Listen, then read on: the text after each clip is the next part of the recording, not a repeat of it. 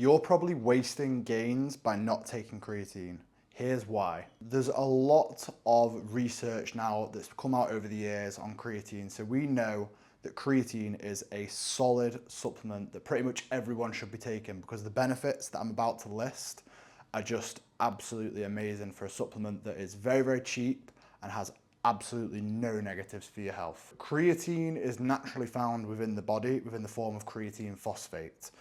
Creatine phosphate is one of the precursors to adenosine triphosphate, which is what fuels your muscles. Think of it as like your currency for your muscles, which is fueling you whilst you're training, basically. So as you're going through your workout, your ATP is being used to do whatever exercise it is you're performing.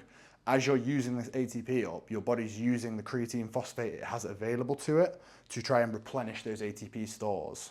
Now, what you can deduct from that is we're using the creatine phosphate for the ATP. So how can we make it so that there's a bigger amount of this creatine phosphate for the body readily to pull from to turn into ATP?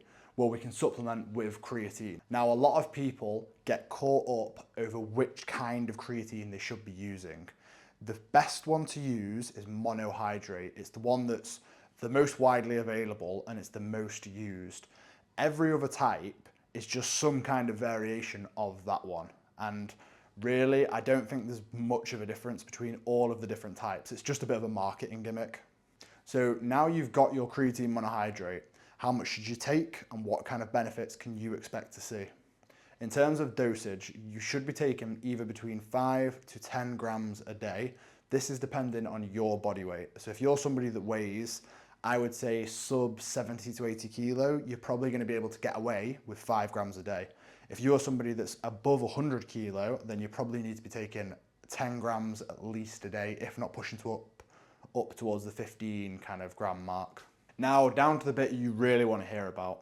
In terms of the benefits you can expect to see when you start taking creatine, we can expect to see a higher level of creatine phosphate readily available to the muscles to take from to turn into ATP, which is going to mean you're going to be recovering better from your really hard sets. And obviously, if you recover better from your hard sets, what do you think you're going to be doing? Probably an extra 1 or 2 reps, meaning more gains. You can also expect to see a quick lean gain in muscle. So what we're actually going to see is the higher the level of creatine in your body, you're going to be drawing more water into your muscles. So they're going to appear bigger because they're going to just hold more intracellular water.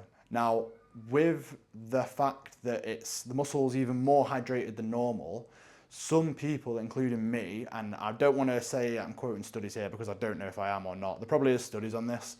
But if a muscle is fueled and it's hydrated properly, then that is the optimum position for it to recover from. So you can imagine how taking creatine, we're hydrating the muscle even more. It's just going to be recovering better and better than it would without this higher level of hydration. The benefits of creatine don't just stop at your muscles, they also go into the cognitive realm. So it's widely known now that creatine is a great, I always mess this word up, nootropic or whatever.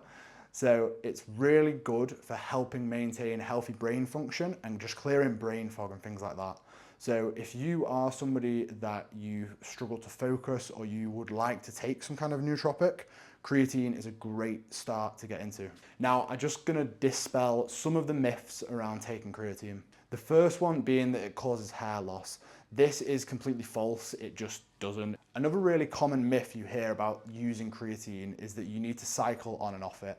This is just false. You can take it every day, all year round. And the last one is going to be the loading phase. So when you first buy most tubs of creatine, it's going to say on there that you need to load and you need to do more than you need to take for the first 10 to 15 days just to try and saturate the creatine in your system.